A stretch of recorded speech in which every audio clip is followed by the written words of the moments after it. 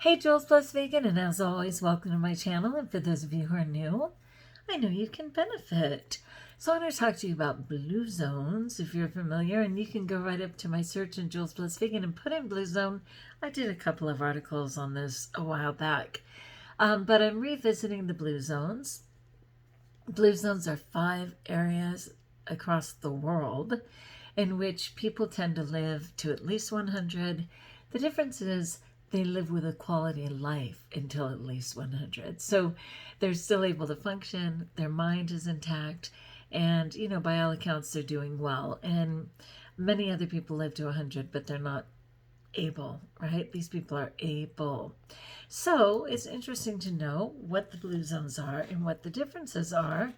And I know there's a blue zone in Italy, Greece, Japan, California, and Puerto Rico. Pretty sure it's Puerto Rico. Anyway, in blue zones, what they tend to do is they eat more plants. Yay. They eat less meat and processed foods, so they're not totally vegan, but they keep it in moderation. Less meat and processed foods. They exercise daily.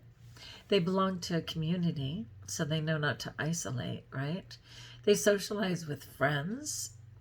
They manage their... I'm pausing to have a sneezing attack. What else is new? You know what's sad, though? So my husband and I went in the jacuzzi. Good save. Anyway, we went in the jacuzzi and... Oh, God, really? Seriously? Okay. Anyway, I did not want to have a chlorine jacuzzi, so we did saline with bromine tablets, but even though I double washed my hair and scrubbed my body, I am still smelling the bromine. Like, I feel so bad. We got the jacuzzi because my husband is in so much physical pain. I knew it would be better for him than have to get down in the bottom of a tub and get back out and everything else, but I can't breathe. No doubt I am hypersensitive. This isn't news if you follow me, but it's unfortunate. And if you have any hot tips, please let me know. Right now I'm thinking we have to drain the jacuzzi, put in all fresh water, and then limit how much bromine, like 1 tablet instead of 3, and just less chemicals. Oh my goodness. Anyway, so I'm well by all accounts, but I am struggling. All right, so again, eat more plants, eat less meat or processed foods, exercise daily, belong to communities, socialize with friends, manage stress. But what's interesting is doing all those things lead to managing stress, right? And ensure that you have purpose in your life. Amen. So yeah, that's what people in blue zones, I don't know if I could say naturally do, but are more inclined to do than the average person. And I'm going to go through a blue zone a day this week. Today's Monday. Happy Labor Day. And I'm going to start with Loma, California, because that's where I live. It's just a little over an hour from here. So these are people in blue groups who tend to live at least 10 years longer, and again with quality of life. So here's about Loma, California. The Seventh-day Adventist Church in this sunny pocket of Southern California was founded in the 1840s. The church flourished through the 20th century, and so did its members who view health as central to their faith, which is exactly the mindset that I need. I need to know that I'm honoring God with my body, which I have not been doing. I've been struggling on and off all year, and I want to have that mindset. Today, a community of about 9,000 Adventists in the Loma Linda area are the core of America's Blue Zone region. They live as much as a decade longer than the rest of us, and much of their longevity can be attributed to vegetarianism and regular exercise. Plus, Adventists don't smoke or drink alcohol. So smart. All right, let's learn from them. There's a couple of videos here. Of course, I'll include it in the description of this video. How can you live like the American Longevity All-Stars? Try these tactics practiced in Loma to live measurably longer. Okay, first it says find a sanctuary in time. A weekly break from the rigors of daily life, the 24-hour Sabbath, provides a time to focus on family, God, camaraderie, and nature for the Seventh-day Adventist. Adventist claims that this relieves their stress, strengthens social networks, and provides consistent exercise. So interesting. I'd be interested to know why Sabbath provides exercise, because I was half thinking you're not even supposed to exercise on the Sabbath, right, in the Old Testament. But okay, fantastic. It's kind of sad, it says it makes time for friends. I get so caught up in work and life and everything that friends are like extra effort. It's so sad. I just want them to be a blessing, but it is effort. Okay. Number 2, maintain a healthy body mass index. And you can look up a calculator. Just put it up, BMI calculator, and it'll tell you what that is. Adventists with healthy BMIs, meaning that they have the appropriate weight for their height, who keep active and eat meat sparingly, if at all. It's like a treat, occasional treat, not 3 meals a day. Have lower blood pressure, lower blood cholesterol, excuse me, and less cardiovascular. This is my hair. I already washed it twice. It's so sad.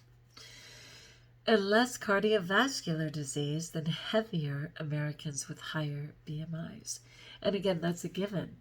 If your BMI is close to healthy, you automatically do not have the blood pressure, blood cholesterol, cardiovascular disease. Number 3, get regular moderate exercise. The Adventist Health Survey shows that you don't need to be a marathoner to maximize your life expectancy. Getting regular, low-intensity exercise, and that's a hyperlink, like daily walks, appears to help reduce your chance of having heart disease and certain cancers. Number 4, spend time with like-minded friends. You gotta admit, it's far less work when you're not arguing a point, right? When you're with like-minded people. Adventists tend to spend time with lots of other Adventists. They find well-being by sharing their values and supporting each other's habits. Yes, like spending time with other vegans and raw vegans, right? One less thing to argue about. Number 5, snack on nuts. So cute. Adventists who consume nuts, and it's a hyperlink, at least 5 times a week, have about half the risk of heart disease and live about 2 years longer than those who don't. At least 4 major studies have confirmed that eating nuts has an impact on health and life expectancy. And, a lot of people argue, oh, you're not supposed to eat nuts. And, if humans were in nature, they probably wouldn't even know to, like, crack open a shell. People say all different things.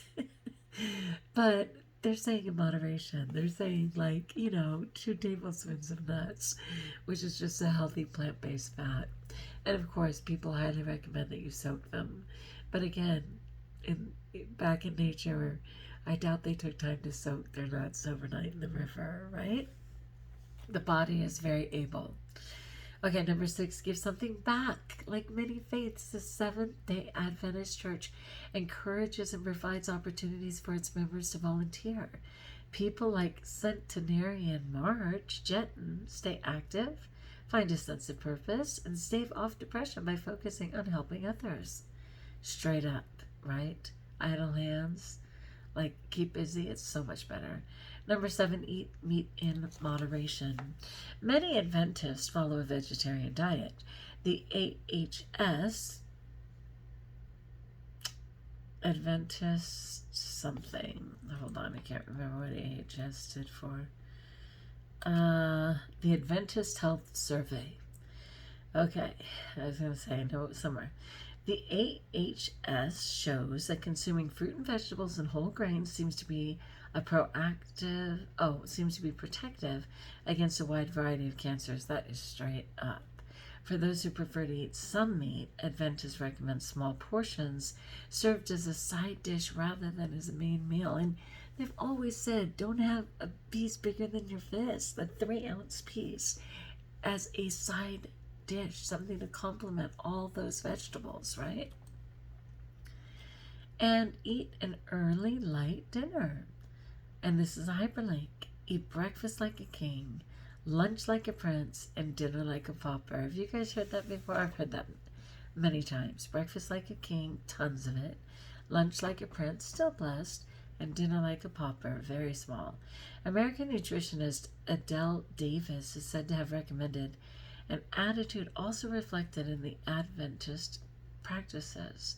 A light dinner early in the evening avoids flooding the body with calories during the inactive parts of the day. It seems to promote better sleep and lower the BMI. Yeah, and that's just straight up. And I know certainly things like Freely the Banana Girl, which is, I was trying to think of what her thing is, Raw Till 4. Absolutely. Says get your 1,000 calories in by 4 o'clock of fruit and vegetables, and then have a light dinner, But so many people say that. It's just a really good practice. And I know Annie 101, or is it 101 Annie? Is it 101 Annie? Sorry, Annie. I don't know how I get that wrong. But anyway, absolutely has that light dinner meal. It's 101 Annie, I'm certain of that, on Instagram. But anyway, yes, Annie Beard, I know you're thinking, that's what I do. And then put more plants in your diet. It's so easy. Go up again to Jules and search and put in how to very quickly do microgreens, how to very quickly grow your own sprouts. It's so easy and so inexpensive. And it just makes all the difference to incorporate that into your diet. So it says, in support of a biblical diet of grains, fruits, and nuts and vegetables, Adventist cites Genesis 1:29. And God said, behold, I have given you every herb-bearing seed, which is upon the face of all the earth, and every tree in which is the fruit of a tree yielding seed to you, it shall be for meat. The Adventists encourage a well-balanced diet, including nuts, fruits, and legumes, low in sugar, salt, and refined grains.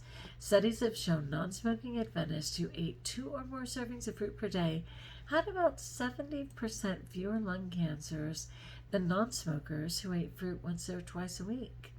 Adventists who ate legumes, such as peas and beans, 3 times a week, had a 30 to 40% reduction in colon cancer. So smart. And they have a chart here. I'm just trying to see. 2% nut and seeds, 4% meat and poultry, 7% grain. Added fats was just 2%, so almost none, right? They just have the natural fat that's derived from the food. 1% added sugar, that's it. 1% fish, 1% eggs, very little.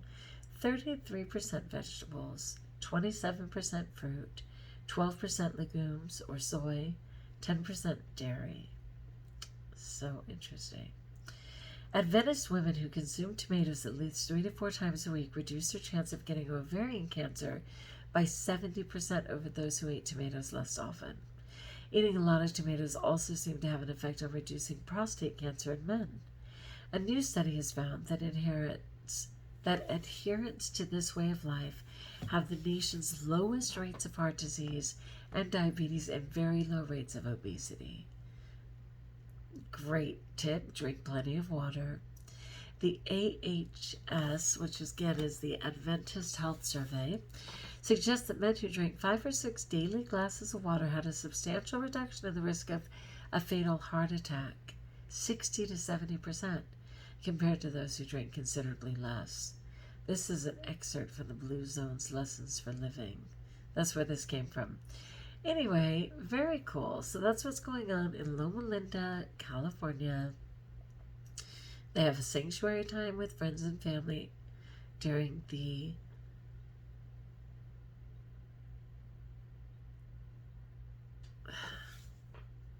a weekly break for the rigors of daily life.